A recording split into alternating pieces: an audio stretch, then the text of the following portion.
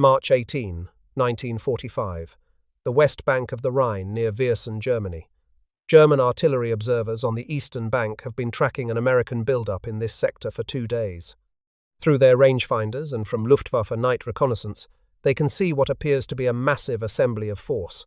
Tanks in the tree lines, trucks moving in columns along secondary roads, anti-aircraft batteries that appeared overnight in positions that were empty 48 hours ago. German intelligence officers update their order of battle maps. An American infantry division, possibly 2, are assembling for a river crossing opposite Viersen. Artillery commanders request permission to engage the most concentrated positions. Permission is granted. German shells begin falling among the American tanks. The rounds are accurate. Direct hits are observed. But something is wrong. One shell strikes a Sherman tank squarely. The tank does not explode. It does not burn.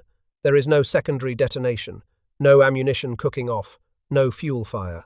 Instead, the tank simply collapses, crumpling inward like paper, because it is not a tank at all. It is 93 pounds of inflatable rubber and canvas stretched over a pneumatic frame. German guns have just shelled a decoy, and the army they have been watching for 2 days does not exist. The German gunners do not know this. Neither do the Corps intelligence officers who are at that moment plotting American positions based on what they believe they have confirmed. Neither do the Luftwaffe pilots, who have been photographing the same area on night sorties and reporting the build-up from the air. Every channel of German intelligence, visual observation, aerial photography, radio intercepts, reports from local informants, is telling the German High Command the same thing. A major American river crossing is being prepared opposite Viersen. It is expected around April 1st. Every piece of that information is false. And it is false because 1,100 American soldiers, most of them recruited from art schools and advertising agencies, have spent the past 6 days building a phantom army out of inflated rubber, recorded sound, fake radio transmissions, and the oldest weapon in the history of warfare, a convincing lie. This is the story of how those 1,100 men fooled the German military not once but twice, not with firepower, not with numbers, not with any weapon the Germans had been trained to counter. They fooled them with theatre, and the men who did it were then ordered to never speak of it again, not to their commanding officers, not to their fellow soldiers, not to their wives or children, for more than 50 years, until most of them were dead. The question this investigation answers is not how the deception worked. The mechanics are extraordinary, but they are the simpler part.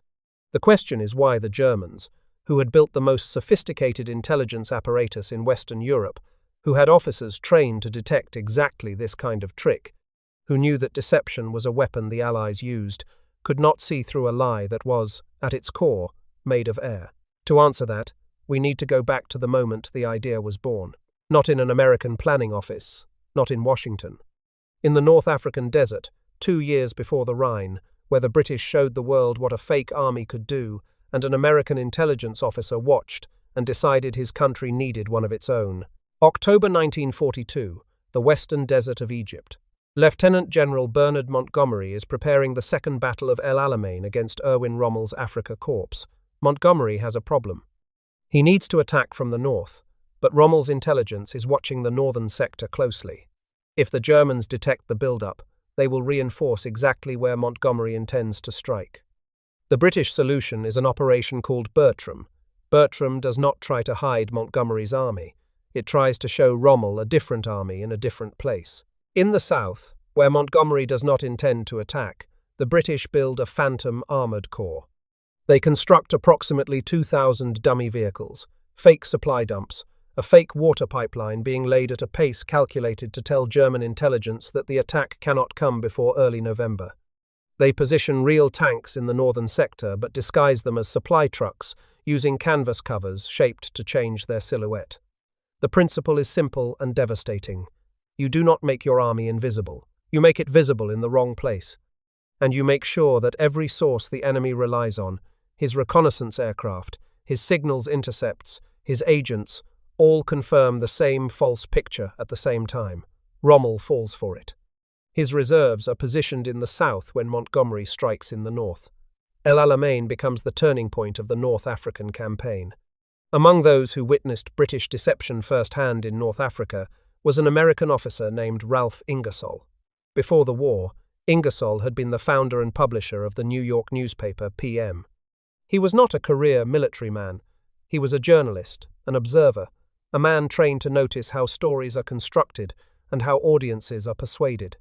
Serving in North Africa in 1942, Ingersoll saw what the British had done with Operation Bertram and recognized something beyond the tactical success. He noticed that the British had treated the battlefield the way a theatre director treats a stage. They controlled what the audience could see. They controlled the timing. They controlled every channel of perception simultaneously. Later, working in the Special Plans Branch in London in 1943, Captain Ingersoll and his superior, Lieutenant Colonel Billy Harris, wrote a proposal. The United States Army, they argued, needs a dedicated mobile deception unit, not a strategic operation run through double agents and diplomatic channels, a tactical unit that can go to the front, set up next to the fighting, and make the enemy see divisions that are not there. But Ingersoll and Harris are not working in isolation. By the time their proposal reaches the desks that matter, a far larger deception is already being built for the invasion of France. It is called Operation Fortitude, and it is the most ambitious military deception in history. Fortitude South creates a fictional army group, the 1st United States Army Group, supposedly massing in southeast England for an invasion of the Pas-de-Calais, the shortest crossing point of the English Channel. The commander of this phantom army group is Lieutenant General George S. Patton, whom German intelligence considers the most dangerous Allied general and therefore the obvious choice to lead the main invasion. The deception is sustained not primarily by inflatable tanks, though some are used, but by the double cross system, a network of German agents who have been captured and turned by British intelligence. The most important of these double agents is a Spaniard named Juan Pujol Garcia, codenamed Garbo, who feeds German intelligence a meticulous stream of false reports. On the night of June 8–9, 1944, 2 days after the Normandy landings, Garbo sends a message framing D-Day as a diversion and insisting the real invasion will hit Calais. The Germans believe him so completely that Hitler awards Pujol the Iron Cross.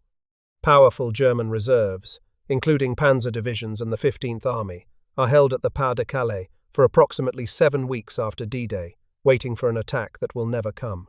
Eisenhower himself would later acknowledge that the German 15th Army had remained largely inactive during the critical period of the campaign. Fortitude is strategic deception, run at the highest levels through double agents, diplomacy, and radio. It is brilliant, but it is not what the 23rd Headquarters Special Troops will do. The 23rd will do something different, and in some ways, more dangerous. It will do deception at the front, within range of the enemy's guns, close enough to be killed if the performance fails. The proposal is approved.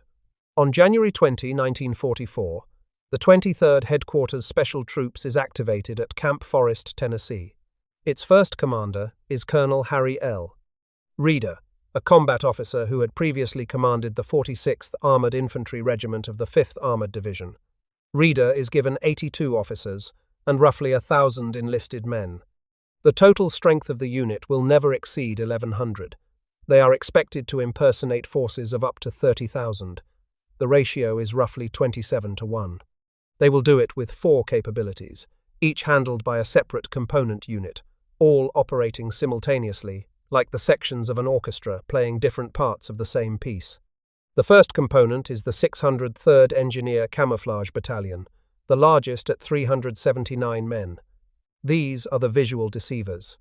They handle the inflatable rubber tanks, trucks, jeeps, artillery pieces, and aircraft that can be pumped up in minutes and arranged to look from the air exactly like an armoured column or an artillery park. But the 603rd is not just any engineering unit.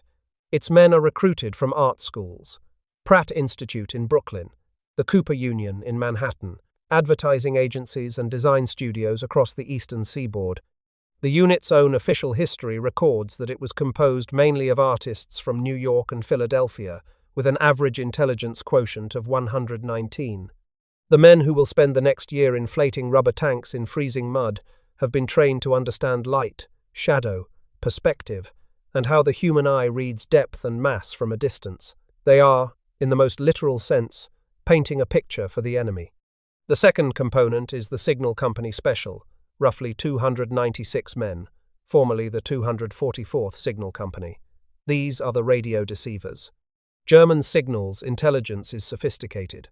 German operators can recognize the individual keying style, the fist, of a specific Morse code operator the way a person recognizes a friend's handwriting. If a division moves from one sector to another, the Germans will notice the change in radio traffic. The signal company's job is to mimic the fist of real operators, so precisely that when a division secretly pulls out of the line, its radio presence continues as if it never left. 10 transmitters operated by specialists who have studied the habits of the real operators can simulate the entire radio footprint of a division. The third component is the 3132nd Signal Service Company, 145 men, the sonic deceivers. This is the unit that does not exist anywhere else in any army on Earth. It is the strangest weapon the United States military has ever fielded. Working with engineers from Bell Laboratories, the finest acoustics laboratory in the world, the unit has recorded the actual sounds of armored columns, infantry movements, bridge construction, and vehicle convoys at Fort Knox, Kentucky. The recordings are not generic, they are specific. A column of Sherman tanks sounds different from a column of half-tracks. An infantry battalion on a paved road sounds different from an infantry battalion on a dirt track. Bridge pontoons being assembled make a distinctive rhythm of clanging and splashing that any combat veteran on the German side would recognize instantly. Each scenario requires a different program, mixed and sequenced to match the tactical story the other three components are telling. The recordings are loaded onto massive wire recorders mounted in half-track vehicles. Each half-track carries speakers weighing 500 pounds that can project sound up to 15 miles. On a quiet night near the front, a single half-track playing a recording of 30 Sherman tanks moving down a road is indistinguishable from 30 actual Shermans to any listener within range. The Germans will hear a tank column approaching. They will report it. They will react to it. And it will be a speaker. The fourth component is the 406th Engineer Combat Company Special, 168 men, under Captain George Reb. These are the security troops and the set builders. They dig the positions, guard the perimeter, and use bulldozers to carve tank tracks into the mud leading to the inflatable vehicles, so that aerial photographs show the marks a real armored unit would leave. They hang laundry on clotheslines in fake bivouac areas because real soldiers do laundry. They drive trucks back and forth with 2 extra men sitting in the open beds to make the vehicles look like they are carrying full loads. They are stagehands building the set of a theatre production that, if the audience sees through it, will get the entire cast killed. The unit assembles at Pine Camp, New York, ships to England in May of 1944, and bases near Stratford-upon-Avon. These men, artists and sound engineers and radio operators and combat engineers, are going to war with inflated rubber, recorded sound, and paintbrushes. They have no tanks. They have no artillery. The heaviest weapon in the entire unit is a .50 caliber machine gun. One of the unit's own officers, Lieutenant Fred Fox, describes the 23rd in a phrase that will later appear in the unit's official history. He calls it a traveling road show. He says they are in the theatre business. Impersonation is their racket. The 23rd's first operations in Normandy in June and July of 1944 are rough. The unit is learning. Deception at the front is not a classroom exercise. Timing must be precise. If the inflatables are deployed too early, aerial reconnaissance may photograph them before the scenario is set. If the sonic trucks play their recordings at the wrong hour, the sound does not match the tactical picture the radio team is creating. Coordination between the 4 components is everything, and in the chaos of the Normandy campaign, coordination is hard to achieve. The unit runs several small operations in the weeks after D-Day. A small detachment of about 17 men from the 603rd, under Lieutenant Bernie Mason, comes ashore at Omaha Beach about 8 days after the landings and works with the 980th Field Artillery Battalion, using rubber howitzers to mimic its movements and draw fire. The 23rd also simulates a Mulberry Harbour at night with lights to draw German bombing away from the real ones. The results are mixed. The men are learning their trade in combat, which is the hardest classroom there is. But here is the thing you need to hold in your mind for what comes next.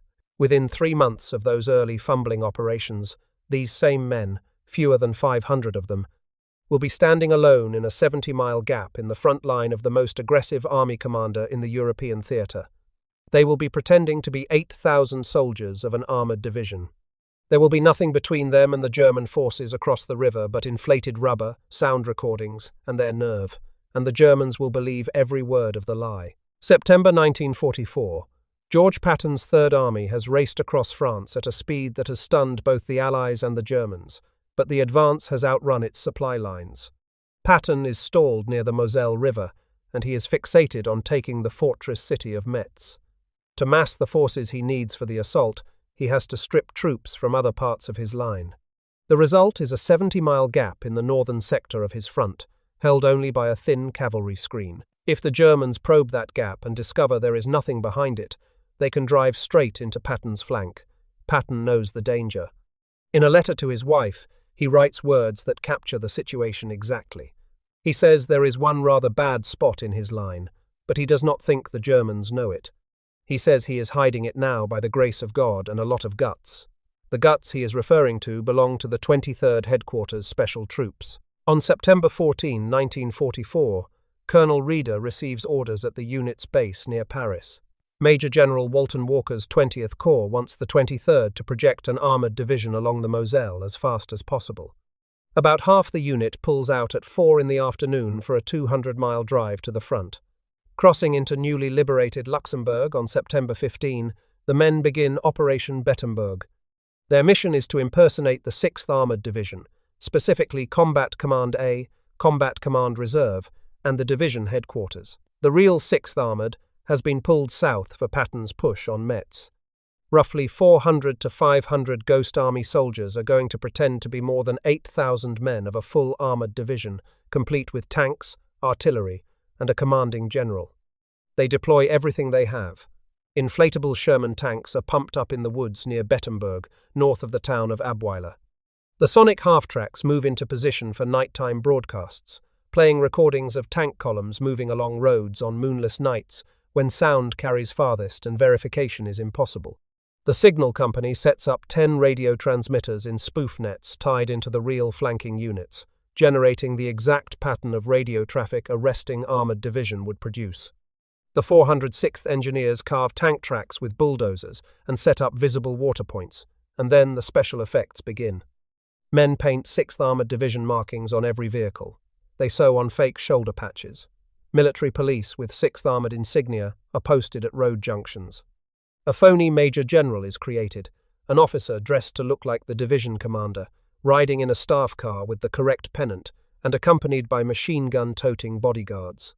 The fake general and his entourage are driven through towns where civilians and, the unit hopes, German informants can see them. In one stunt that captures the spirit of the entire operation, 2 officers, disguised as the division commander and his aide, pull up to a tavern run by a man suspected of collaborating with the Germans. They liberate 6 cases of wine with great noise and visibility, ensuring that the furious proprietor will report to his German contacts that the 6th Armoured Division has arrived in force and its officers are helping themselves to the local supply. Men are sent into cafes and bars with instructions to talk loosely, to complain about their units, to drop the kind of information that real soldiers drop when they think nobody important is listening. They mention unit designations. They grumble about their commander. They talk about supply problems. All of it is scripted, and all of it points to the same conclusion. The 6th Armoured Division is here, in strength, and it is not going anywhere. The operation is supposed to last about 2 days, 60 hours at most, until the 83rd Infantry Division can arrive to fill the gap for real. But the 83rd is delayed. The reasons are not fully documented, but the strain on 3rd Army logistics and movement across the front made delays routine, and the deception stretches on for a week, 7 days. Fewer than 500 lightly armed men holding a 70-mile front against the possibility that the Germans will do exactly what any competent commander would do and probe the line with force. The danger increases with each passing day.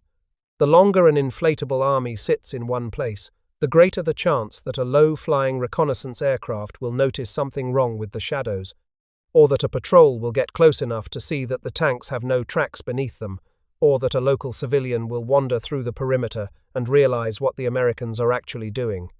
The 60-hour safety window that the unit's planners had established was not arbitrary. It was based on the calculated probability that the deception would be detected after that point. By day 4, the 23rd was operating on borrowed time. German patrols begin crossing the river. Groups of 20 or more men are reported probing the positions. Civilians report German soldiers in the woods nearby. The signal company's telephone wires are found cut. Lieutenant Bob Conrad, one of the officers on the ground, later says that there was nothing between the Ghost Army and the Germans but their hopes and prayers. The deception holds. The 83rd arrives. The gap is filled. Patton's flank never breaks. The 23rd's operations officer, Lieutenant Colonel Clifford Simonson, calls Bettembourg the unit's first fully professional operation. The Germans never discover that the armoured division they were facing was made of air. I want you to hold one name in your mind as we go forward. Sergeant Chester Pelliccioni. He was a sonic half-track driver in the 3132nd Signal Service Company. His job was to drive a half-track loaded with 500-pound speakers to within 500 yards of the German lines on black, freezing nights and play recordings of tank engines and treads moving along roads. He had no heavy weapons. If the Germans had sent a patrol to investigate the sound, he would have had a carbine and a half-track full of recording equipment. The men in the Sonic Company carried out dozens of these missions across 9 months of combat. They knew that the sounds they played were specifically designed to attract enemy attention. They were bait, deliberately making the Germans believe something was happening exactly where they were parked. Every mission was an invitation for the enemy to come looking. Sonic operator Albert Albrecht later recalled to his family that he always carried dynamite in his half-track. If the Germans got close enough, he said, he would have had to blow up everything, the speakers, the recorders, the truck, and himself if necessary, to prevent the equipment from being captured and the deception method from being revealed. Another Sonic operator, Bernie Bluestein, narrowly missed being killed when German artillery shells struck his company's position. The concussion knocked him flat. Shrapnel tore through the area around him. He later said that when they shelled them, that gave them the indication that they had convinced the enemy they were the real outfit. The shelling was proof the deception was working. It was also proof that the deception could kill the deceivers. Seymour Nussenbaum, another veteran of the Sonic Company, recalled that if German reconnaissance aircraft had spotted them at night while the speakers were running and the half-tracks were exposed, that would have been the end of them. They operated on the thinnest margin between success and annihilation, and the margin was measured in darkness and luck. On January 9, 1945, during the unit's second operation near Metz, Sergeant Pelliccioni was building a fire from a pile of rubbish to stay warm. An overlooked German grenade hidden in the debris exploded. He was killed instantly. He was one of 3 Ghost Army soldiers killed in action during the entire war. He never fired a shot at the enemy. His weapon was a speaker. His duty was to be heard, not to fight. Men like Sergeant Pelliccioni did not carry rifles into battle. They carried a lie, and they delivered it at close range, in the dark, unarmed, knowing that if the enemy came to check whether the tanks were real, the first thing the enemy would find was them. Every like on this video keeps the story of men like that from disappearing, and these are the stories that deserve not to disappear. The Ghost Army ran more than 20 deception operations between June 1944 and March 1945. Not all of them were as dramatic as Bettembourg, but many of them produced documented proof that the Germans had been fooled. In August 1944, during Operation Brest, the 23rd impersonated elements of the 6th Armoured Division to help the siege of the heavily fortified port city of Brest. Sonic half-tracks played recordings of tank engines within 500 yards of the German perimeter. Dummy flash batteries were set up 600 to 800 yards in front of the real 37th Field Artillery Battalion. The batteries were clusters of devices designed to simulate the muzzle flash of artillery pieces firing at night. German artillery observers saw the flashes and called in counter-battery fire. Over 3 nights, the dummy batteries absorbed 20 to 25 rounds of German shells. The real artillery battalion behind them took none. Colonel Cyrus Searcy, the 8th Corps Chief of Staff, filed a report that stated between 20 and 50 German artillery pieces had been shifted to meet what the Germans evidently believed to be a major armoured threat. The threat was rubber and speakers. The Brest operation also carried a hard lesson. Company D of the 709th Tank Battalion launched an attack from near the area where the 23rd had been deliberately drawing German fire. 5 tanks were destroyed. The deception had pulled German guns to the right place. But the coordination between the deceivers and the real combat units had not been tight enough to prevent friendly forces from driving into the fire the deception had attracted. It was a reminder that tactical deception is not a trick performed in isolation. It is a weapon, and like any weapon, it can wound the people using it if the coordination fails. In November 1944, during Operation Viersen, the 23rd ran a radio-only deception to cover the 4th Infantry Division's secret move north to the Hürtgen forest.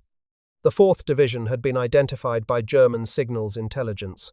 Its radio traffic was being monitored. If the traffic suddenly disappeared from its current sector, the Germans would know it had moved and would begin looking for it. The signal company set up 22 transmitters at Viersen barracks and ran a full radio simulation of a resting infantry division. About 100 operators maintained the fiction for more than a week. When the real 4th Division attacked in the Hürtgen, the enemy was reportedly surprised by its appearance there. A captured German order of battle overlay was later found to show the 4th Division still at Viersen, exactly where the Ghost Army had placed it. In one detail that captures the completeness of the illusion, officers from the real 4th Division, who had not been told about the deception, wandered into the phony command post at Viersen and stood confused, staring at faces they did not recognize, in a headquarters that was supposed to be theirs. In March 1945, just days before the Rhine deception, the 23rd ran Operation Bettembourg, simulating the 80th Infantry Division to draw German attention from the 20th Corps main effort. The 80th Division reported only light resistance in its real advance, suggesting the diversion had worked. But the cost was real. German artillery zeroed in on the positions the 23rd had made visible. 2 soldiers were killed and 15 were wounded, making Bettembourg the costliest single operation in the unit's history. One of the dead was Captain Thomas G. Wells, commander of the 23rd Headquarters Company. The other was Staff Sergeant George C. Peddle, a radio platoon sergeant who had spent months learning to mimic the fist of operators in units he had never served in, sending messages for divisions he had never belonged to, maintaining the fiction with keystrokes while shells fell around him. Both men were killed near the town of Picard, Germany. Peddle is buried at the Luxembourg American Cemetery. They died performing a mission that would remain classified for another 51 years. The pattern across every successful operation was the same. The Germans were not fooled by any single element. They were fooled because every element told the same story at the same time. Aerial reconnaissance saw the vehicles. Radio intercepts heard the traffic. Sound carried the approach. Human sources in the towns reported the patches and the loose talk. No single piece of evidence would have survived scrutiny. But taken together, they formed a picture so consistent across so many channels that questioning one piece meant questioning all of them. And questioning all of them at once was something German intelligence was not structured to do. This brings us to the men themselves, and to a question that matters more than the mechanics of rubber and sound. Why artists? Why did the United States Army fill a deception unit with painters, illustrators, fashion designers, and advertising men? The answer is that the skills required to deceive a military intelligence apparatus are, almost exactly, the skills taught in a good art school. Consider what a camouflage officer actually does. He does not hide things. He controls what the observer sees. He understands that a flat surface reads as flat from the air unless it casts a shadow. He knows that the human eye and the camera lens are both fooled by the same principles of perspective and forced scale. He knows that color means nothing without context, that a green object in a green field is invisible not because of the color but because the brain expects it, and that the same green object on a brown road will draw the eye precisely because the brain does not expect it. These are not military skills. They are the fundamentals of visual art. They are what first-year students at Pratt and Cooper Union spend their mornings learning before they have ever heard the word camouflage. Pratt Institute had even developed a military tactical camouflage certificate course before the war, training students specifically in the visual principles that would later be used to deceive aerial reconnaissance. The men of the 603rd did not learn deception in the army. They learned it in art school. The army simply pointed their skills at a different audience. The critical insight the 603rd's artists brought to the war was counterintuitive and brilliant. Perfect camouflage was wrong. If the inflatable tanks were hidden perfectly, The enemy would see an empty field and move on. The inflatables had to be hidden imperfectly so that German aerial reconnaissance could discover them. The deception only worked if the enemy found the clue. The art was in controlling exactly which clue he found and making sure the clue told the story you wanted him to believe. Every detail had to be right.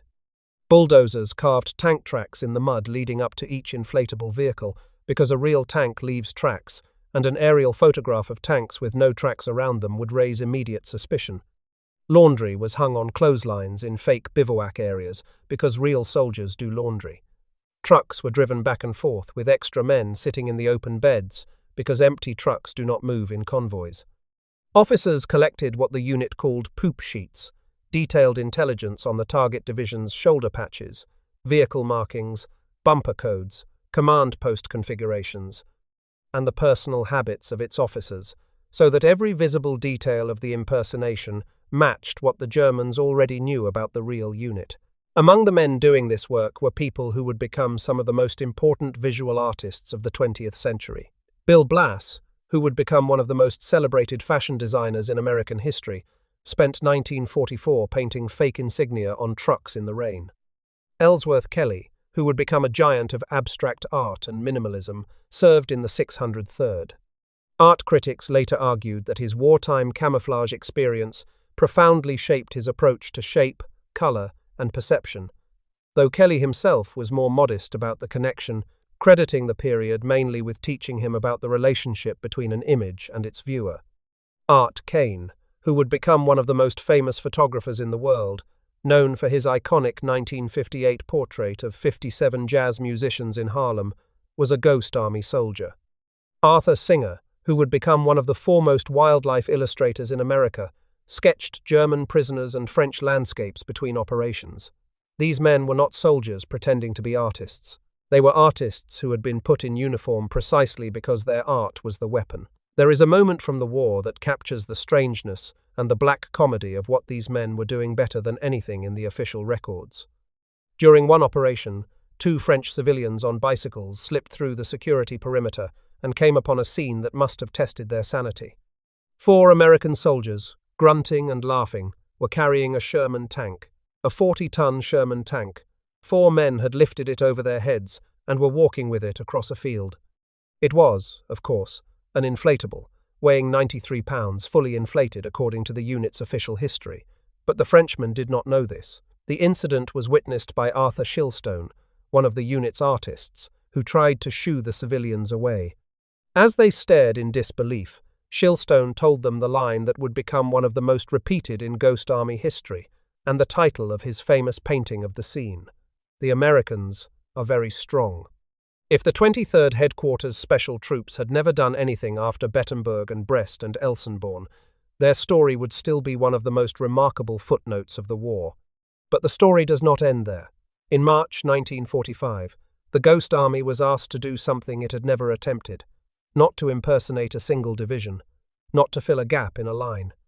The 23rd was asked to impersonate 2 full infantry divisions, roughly 40,000 men, and to redirect the entire German defense of the most important river crossing of the Western War, the Rhine. The last natural barrier between the Allied armies and the German heartland.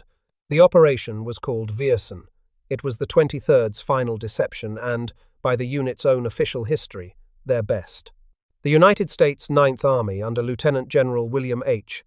Simpson was preparing to cross the Rhine as part of Operation Plunder, the massive Allied assault crossing planned for late March. The Ninth Army's real crossing would come in the 16th Corps Zone, north of the city of Viersen. The Ghost Army's job was to make the Germans believe the crossing was coming at Viersen itself, in the 13th Corps Zone, 10 miles south of the actual site, and approximately a week later than the real date. The plan was designed by Lieutenant Colonel Merrick Truly, the 23rd's liaison officer attached to 9th Army headquarters. The concept was elegant in its ambition. The real 30th and 79th Infantry Divisions would secretly move into the 16th Corps Zone under darkness and absolute secrecy. Meanwhile, the 23rd would notionally assemble those same 2 divisions around Viersen, creating the illusion that the 2 divisions were still in the 13th Corps Zone, preparing for a crossing that would come around April 1st. This was the 23rd at full capability, every tool deployed simultaneously, every lesson from 20 previous operations distilled into a single performance. More than 600 inflatable vehicles were deployed, including rubber tanks, trucks, artillery pieces, and 5 fake liaison aircraft positioned on improvised airstrips. The signal company ran spoof radio nets that mimicked the complete radio footprint of 2 infantry divisions, including a fake Army traffic control net reporting heavy vehicle movement into the 13th Corps zone. The sonic half-tracks played recordings of truck convoys arriving at night and pontoon bridge construction by day. Real bridging units attached to the 23rd assembled some actual bridge sections along the riverbank to add physical credibility that would survive close aerial inspection. Smoke screens were laid along the river, flash canisters simulated artillery fire. 64 inflatable 40mm anti-aircraft guns and 16 inflatable 90mm anti-aircraft guns were positioned around the dummy assembly areas because a real division preparing for a river crossing would bring anti-aircraft defense, and the absence of anti-aircraft guns would be an anomaly that any trained analyst would flag. The men of the special effects section went further. They set up dummy command posts with antenna farms and vehicle parks. They ran messenger traffic between the dummy headquarters, using jeeps that drove predictable routes at predictable times, because real headquarters generate predictable traffic patterns, and breaking the pattern would be as suspicious as not having the pattern at all. Every detail, from the direction the inflatable gun barrels pointed to the spacing between the dummy vehicles, had been calibrated to match the actual deployment patterns of the divisions they were impersonating. The poop sheets for the 30th and 79th Divisions had been studied for weeks. The men knew the bumper codes, the radio call signs, the command post layouts, and the habits of the real divisions so thoroughly that they could reproduce them at the level of detail a trained German intelligence analyst would examine. The deception was so complete that, according to accounts from men who served in the 23rd, some of the unit's own soldiers who had not been briefed on the full plan believed a real crossing was being prepared at Viersen. They did not realize they were part of the illusion. The show was that convincing. The German response confirmed the success before the real crossing even began. German artillery fired on the dummy positions around Viersen, proving that the inflatable vehicles had been observed and identified as real. Luftwaffe reconnaissance sorties over the 13th Corps zone increased every night. German reserves, including armoured units held in depth opposite the 9th and British Second Armies, oriented toward the false crossing area. The entire German defensive posture on the western Rhine shifted south, toward Viersen, toward rubber and sound and theatre, and away from the sector where Simpson's real divisions were preparing to cross. On March 24, 1945, the 9th Army crossed the Rhine at the real site in the 16th Corps zone. The resistance was minimal. Casualty figures for the assault crossing, killed and wounded combined, are reported at roughly 31 to 36. For a major opposed river crossing against a fortified enemy position, those numbers are almost unbelievably low. The Germans had been looking the wrong way. The proof is not circumstantial, it is documentary. After the crossing, the 79th Division's intelligence section captured a German order of battle overlay, a map showing where German intelligence believed American units were positioned. The overlay placed the 79th Infantry Division exactly where the 23rd had faked its presence. It had lost the real 30th Division entirely. The 30th Division did not appear on the German map at all. It had crossed the Rhine, and the Germans did not know where it was because they believed it was still assembling near Viersen, where inflatable trucks and recorded sound were telling them it remained. The 9th Army's chief intelligence officer stated in his assessment that there was no doubt that Operation Viersen materially assisted in deceiving the enemy with regard to the real dispositions and intentions of the army. The 30th Division's own intelligence officer reported that the attack came as a complete surprise to the enemy with the consequent saving of many American lives. Lieutenant General Simpson formally commended the 23rd. If your father, or grandfather, or great-grandfather served in the Second World War, in any branch, in any theatre, I would be honored to read their story in the comments. What unit? Where did they fight? What did they remember? The small details, the specific personal things, those are the actual history. They are worth preserving, and they deserve to be told by the people who carry them. The Ghost Army's story should have been told in 1945. It was not. The unit's work was classified immediately after the war. The records were sealed. The men were ordered not to discuss what they had done, not with reporters, not with historians, not with their families. The reason was the Cold War. American military planners wanted to preserve tactical deception methods for future use, and the existence of a dedicated deception unit was considered an operational secret worth keeping. The cost of that secrecy fell on the men who had served. Some veterans told their families almost nothing. One recalled telling his children only that he had worked with tanks, which was technically true in a way his family could not have imagined. Wives died without ever learning what their husbands had actually done in the war. Other veterans attended reunions of their phantom divisions, the units they had impersonated, rather than gathering as the 23rd, because the 23rd officially did not exist in any narrative they were permitted to tell. For more than 50 years, the men who had built phantom armies, who had driven speaker trucks to within 500 yards of the enemy, who had risked their lives to project illusions, they were invisible in the history of the war they had helped win. They were ghosts after the war, the same way they had been ghosts during it. When other veterans gathered at reunions and traded stories of the campaigns they had fought, the men of the 23rd had nothing they could say. Their campaigns had been fictions. Their victories were measured not in ground taken, but in enemies deceived, and the proof of those victories was locked in classified files they were not allowed to read. Some men carried the secret easily. Others found it a weight that grew heavier with each passing decade, as the war receded into history, and the history was written without them. The records were declassified in 1996, more than 50 years after the war ended. A first public account had appeared in Smithsonian Magazine in April 1985, written by Edward Parks and illustrated by Arthur Shilstone, who had served in the unit and whose paintings of the inflatable tanks remain the most recognizable images of the Ghost Army. But the full story emerged only after declassification, driven by filmmaker Rick Byers' documentary and the work of the Ghost Army Legacy Project in collecting veteran testimonies before the last survivors were gone. The question that remains is the one the title of this video asks: why could the Germans not see through it? They were not stupid. German signals intelligence was among the best in the world. German aerial reconnaissance was experienced and well-trained. German officers at the front were professional soldiers who had been fighting for 5 years. Why did they keep falling for a trick made of rubber and noise? Part of the answer is technical. The 23rd's deception worked because it was multi-sensory and simultaneous. A single inflatable tank can be detected by a trained photo interpreter.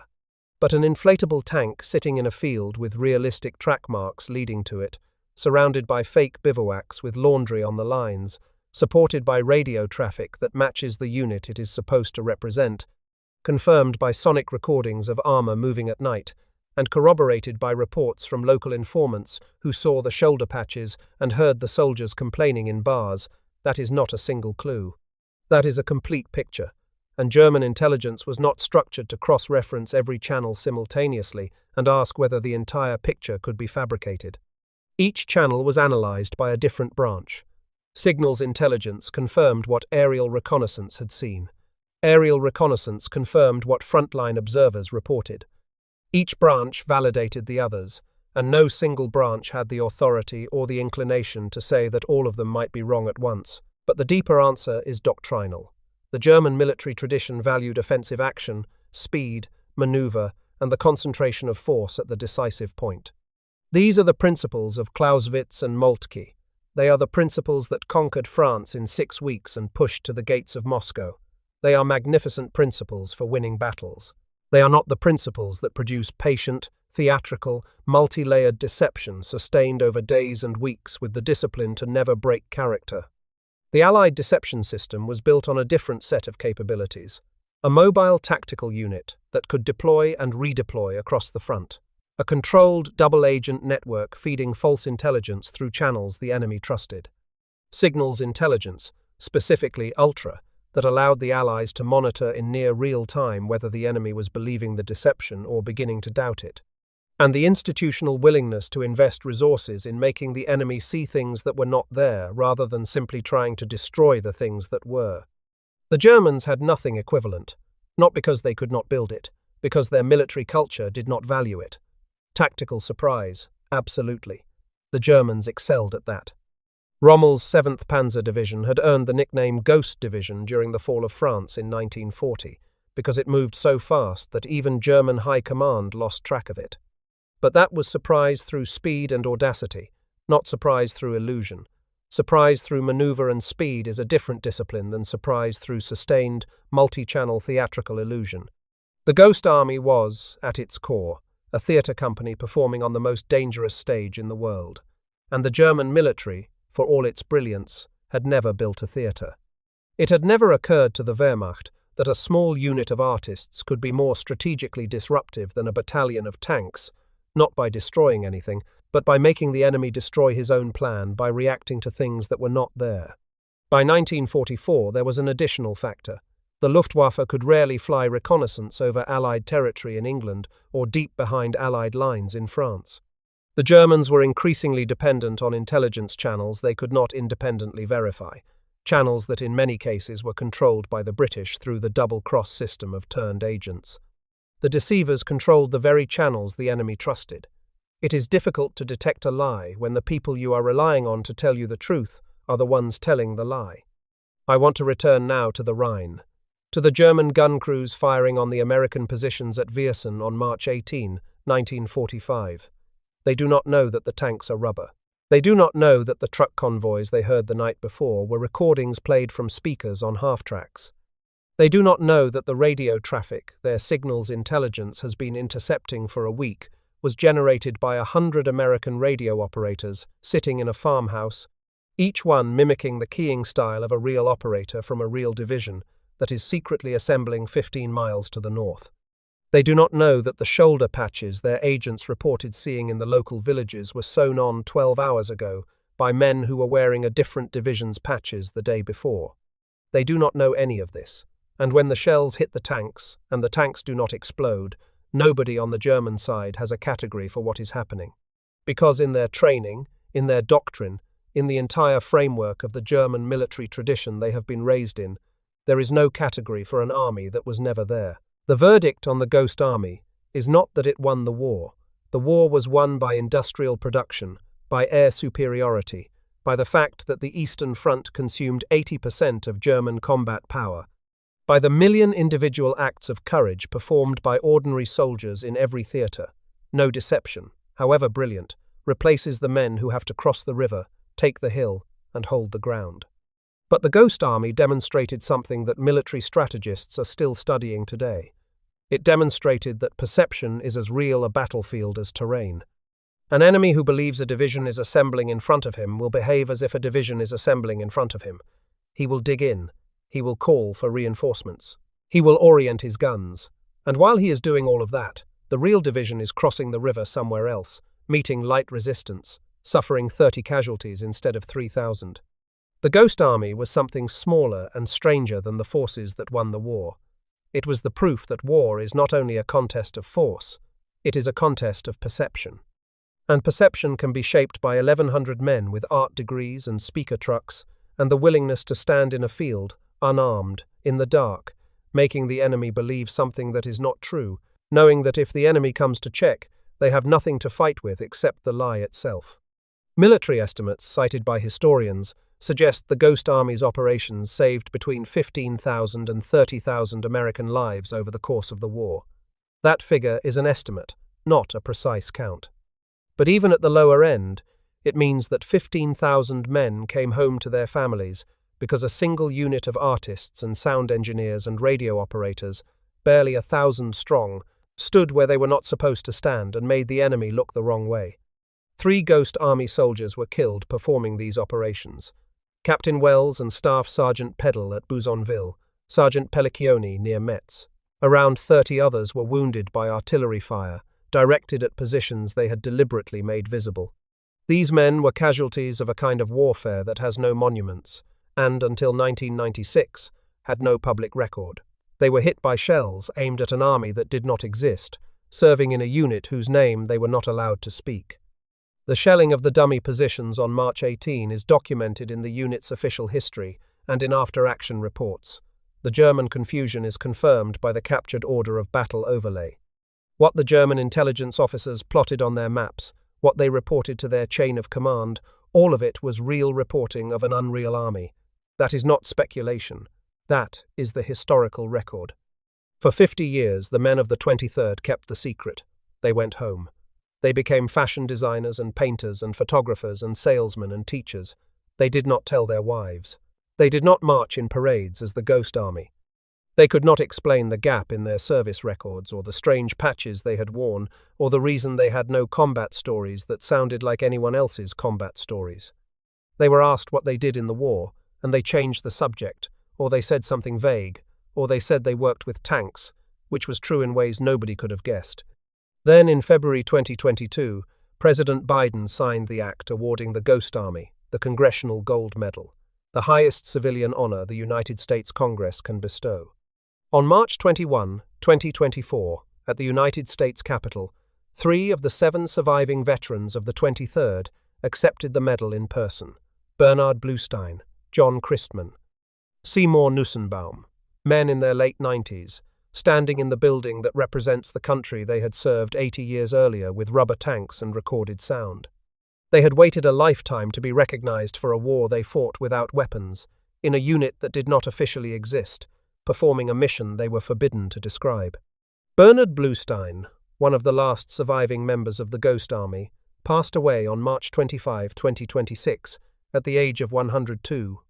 He had spent more years keeping the secret than he had spent knowing the secret was declassified. He was a man who went to war as an artist and came home as a veteran who could not explain what he had done. All of them were, and they were, by any honest measure, among the most creative and courageous soldiers the United States ever sent into battle. The Germans in 1944 and 1945 never fully understood what they were facing. They saw divisions that vanished. They heard armor that was not there. They shelled positions that collapsed instead of exploded. They plotted unit locations on maps that bore no relationship to reality. And they never, in any captured document or post-war memoir or interrogation transcript, identified the 23rd Headquarters Special Troops by name. The Ghost Army was invisible during the war and invisible after it. It fooled the enemy completely, and then it fooled history for another half-century. 1,100 men, rubber tanks, 500-pound speakers, fake radio traffic, shoulder patches sewn on at midnight, and a simple, devastating idea that an army you can see but that is not there can be more dangerous than an army that is there but that you cannot see. If this investigation gave you something to think about, subscribe. There are many more stories like this one. Most of them are about ordinary men, artists, engineers, sergeants, privates, who were asked to do something no manual had prepared them for, and who figured it out anyway, with whatever was lying around, in the dark, under fire, without permission, and without recognition. They deserve to be remembered, not for the war they fought, but for the way they fought it, with imagination, with nerve, and with a rubber tank that, when the enemy finally hit it, did the one thing no German intelligence officer had ever planned for. It flew.